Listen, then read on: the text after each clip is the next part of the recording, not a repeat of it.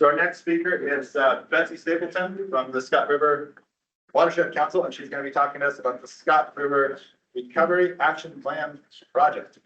I am now oriented to technology. Please bear with me. And I want to give everyone here at 420 a gold star on their chart for hanging in there. So thank you very much. And I'm going to talk to you about the Scott River Recovery Action Plan. Moving from science, which I've just heard some amazing stuff today, and thrilled about the level of thought and analysis, and we hope to bring that into this process that I'm going to talk to you about. So the project began in the spring of 2022, and the idea is really to build out a watershed-wide or close to watershed-wide plan for recovery of the Scott River, not just any localized region. And we started by reaching out to our community. I heard a comment today about what do we need, and we need more landowner access in this private landscape. And so we can't just make a plan and go tell people to do it. It has to be involved based on community willingness and involvement. So we started by forming a committee, a small, relatively close group of individuals that tried to reach out and represent really the major constituents of our community: tribal elements, the Forest Valley Indian Reservation, the Yreka and Karuk have at times participated, and then local landowners and the Farm Bureau and NGOs representing the environmental community. And our goal was to build out a comprehensive integrated update to an old document, two old documents, the Scott River Strategic Action Plan, and then a smaller scale planning document for the tributaries to the Scott River that the Watershed Council completed in 2018. The idea was to assess ground and surface water interactions by coupling the existing Scott River, Scott Valley Integrated Hydrologic Model with the work that we're doing that I'm going to show you. Hence my question to Shahab, that if there's a new version of this model coming out, I'm really concerned that there's going to be data lack of integration between these processes. So I'm going to follow up with him about that. The upland issues, the valley bottom obviously consumes a great deal of water, but it's only a small proportion of our watershed. So really understanding the hydrologic actions on the upland, including the impacts of fire and land use changes like logging or restoration effect.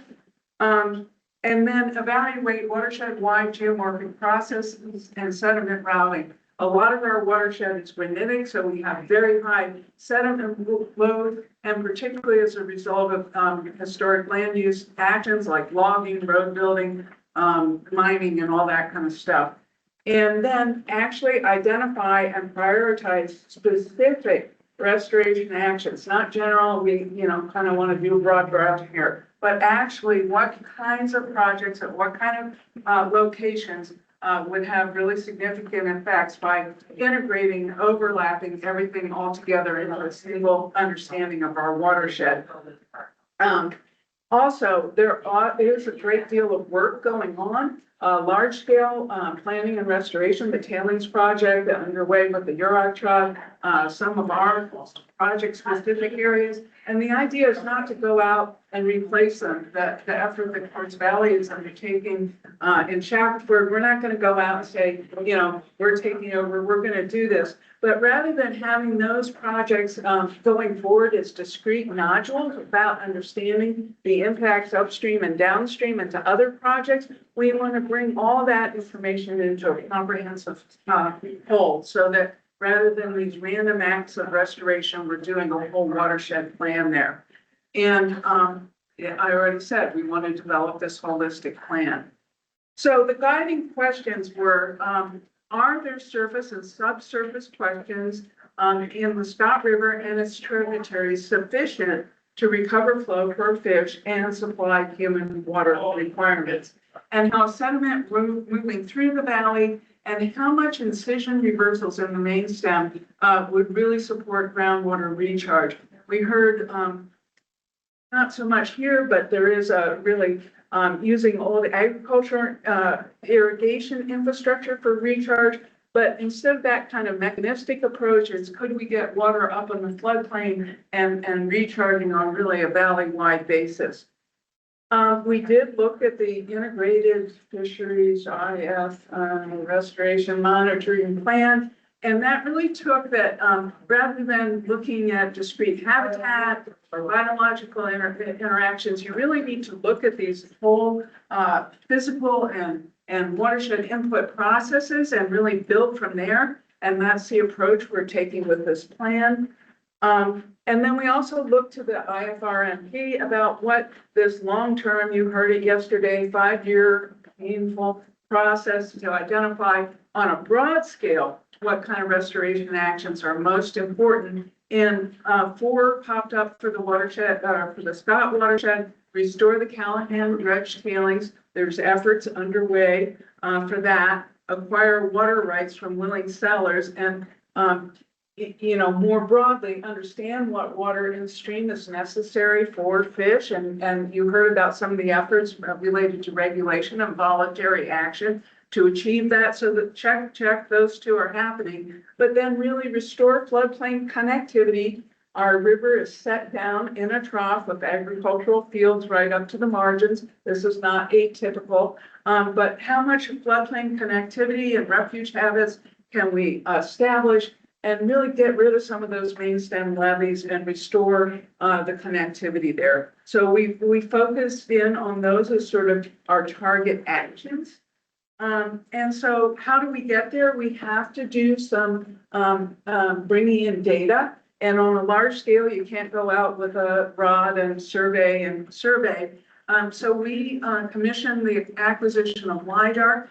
Unlike prior LiDAR that had been flown several times over the last couple of years, it was bathymetric, meaning it can drill down and see through water. So even if there's water on the landscape, we can see, what does the stream look like configured under there. So we acquired close to 100 miles of river channel with this bathymetry.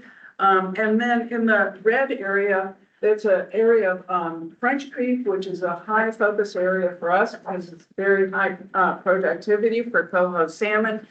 We did even more detailed analysis over the whole watershed. And this is sort of our demonstration watershed, looking at some of those sediment issues. And you'll notice in each side are some of the major contributors that our collaborators we're working with for each of these sort of sections of the project. We were very fortunate that we established a relationship with this engineering firm, CBAC, and we we're developing a model, a hydrologic model, extending basically, let's see, I was told to use this, is the cursor showing there on the screen? Yeah, from about here all the way down to the bottom of the valley. So really almost all of the valley, we're developing a surface model to be able to look at what is happening on the landscape and all the tributaries, major tributaries coming into it. And here are some of the preliminary products that we're starting to develop. And again, this is for that whole watershed reach. The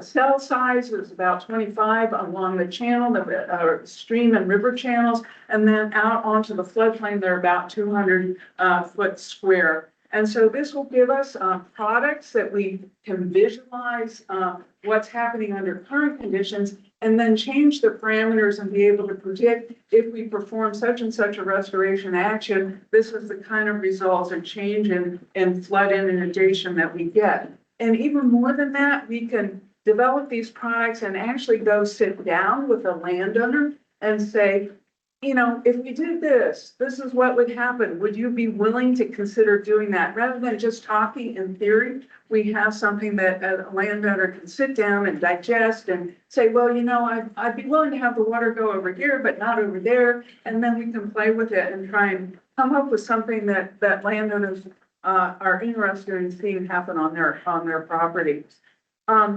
Again, we're integrating with the current edition of the Scott Valley groundwater model.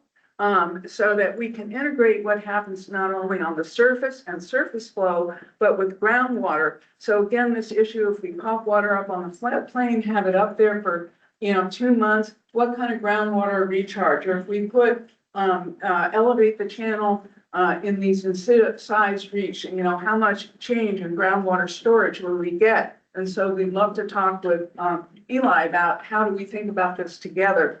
And, the existing swim did do a PRMS, not PMS, upgrade that started bringing in the upslope ground water inputs and started calibrating to real gauge information rather than just a modeling of what the stream and flow inputs are. So, that we felt was a major upgrade that increase the validity of what this kind of planning we're doing. Again, we're looking at the upland management and precipitation. We're doing that in conjunction with LWA and trying to understand there's a lot of focus in meadow restoration.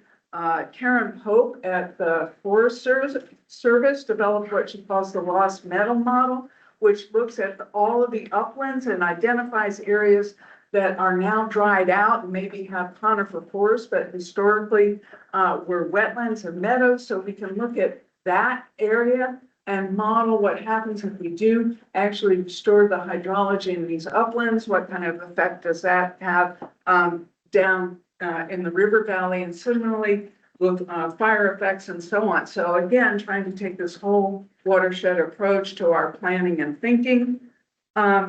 Our timeline for getting this out, we hope to have products and plans out by the end of 2026. Pretty aggressive timeline, but we're just really at it, and the time seems to be right with regulation, with drought, with all the pressures that everyone's facing. There's actually, interest that we have to come up with something, or none of us are going to be doing, fish or farms won't be doing well. Coupled with this, and this has turned out to be one of the more challenging aspects of this process, is trying to understand the economic implications of what we're proposing. Again, this is a private landscape, but we're saying to someone, we really would like to have an extra 500 feet of your ag land to put into ecological function. And they're saying to us, I can't run my farm, my family's gonna, if we're not gonna make it. We have to have real tools to discuss about that. And in the past, there's been economic analysis, but it's been really focused on if you remove a certain quantity of water from the landscape or from irrigation practices, what kind of economic decrease in crop production. And so the analysis has been really limited to that rather than trying to value on a positive side, what is the positive economic benefit of having increased ecosystem services available? And tribes are very sensitive to putting a dollar value on fish, but there's aspects of that like health consequences to a tribal population from not having access to traditional foods. So that can be looked at, potential recreation. And then, if society at large is saying to people that you have a public trust responsibility to recover a species, maybe society at large has a value attached to that. So there were some surveys out to, larger community about like, how much would you pay to have 10 fish? And so there was a dollar attached to fish that way. We thought that we would come back and the ag community would be thrilled that we were saying that there was a lot of value to ecosystem services. And actually the reaction we got was, we don't like this. I think we hit a fear response that if ecosystem services are super valuable, then farms are not. So, we have to work through these things and have these conversations, and that's what we're attempting to do. Is it necessarily easy or smooth? No, it's not. And here's some of the aspects that we looked at for valuation of water in the Scott, and you can look at them. So again, we are based in a community. We're a place-based organization, and we want our community to thrive. And so to do that, again, we have to have broad support for these really difficult, large-scale interventions. And we can talk to people we know, we can solicit opinion. Maybe someone doesn't want to talk to us, they don't like us. Maybe they're have an opinion, but they're concerned about sharing it publicly. So we are engaging in a really structured way to try and solicit community input. We have an external facilitator who we give a list of names to, and then she asks who, all those people who she should talk to. So it's kind of, you know, branching out beyond sort of our immediate circle. And we have a structured list of questions about what are the community values. Now, it doesn't mean that if the community says we value this, that that's necessarily the action that we're going to recommend for recovery. But we will know what it means to the community to have to deal with that question and to be able to approach it with honesty and dignity about the choices that all of us here in our community and the society at large are having to struggle with relative value. What are we valuing? How do we make those decisions? And so we're really trying to approach this in a very open and transparent way. We've had several public meetings in the Valley. I'm here talking to you. And so we're really looking to not do this behind, you know, a dark curtain. So that's kind of where we're at, and I welcome any questions. And we've done full presentations on each of these sort of subset components, and it's posted on our website. And of course, we welcome questions at any time if you don't bring them forward here.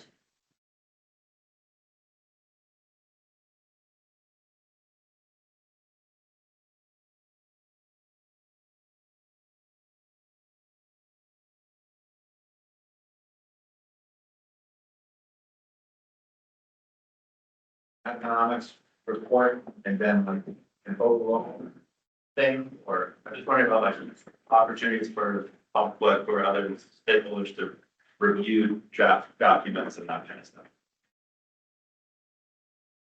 Question. I don't think we have that detailed a plan, but it's a good question. Yeah. We'll take it into thinking. What are the ways that you quantify value? What are the ways that you quantify value?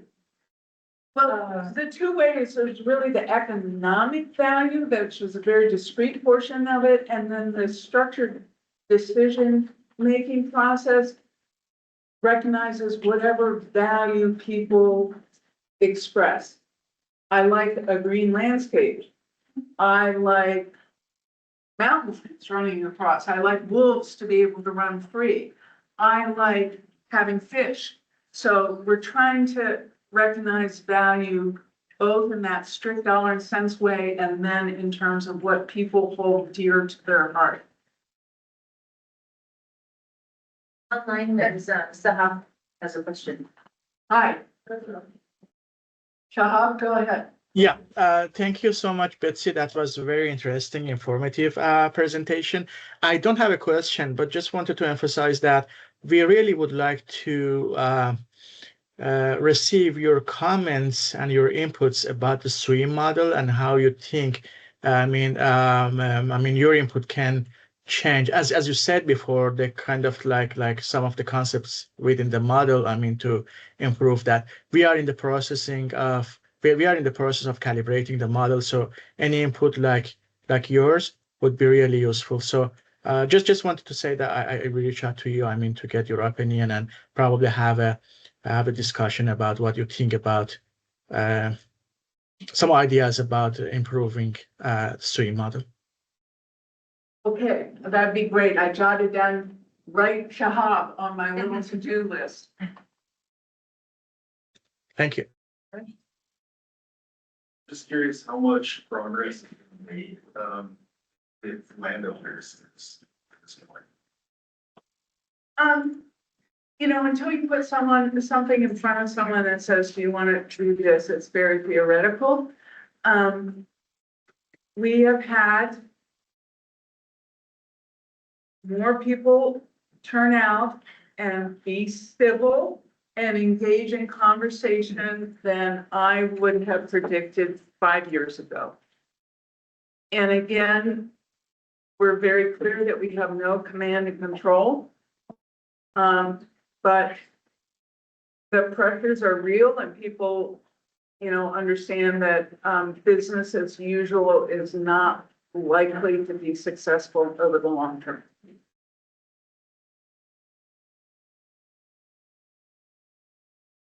All right, Any other questions? thank you. Thank you, Betsy.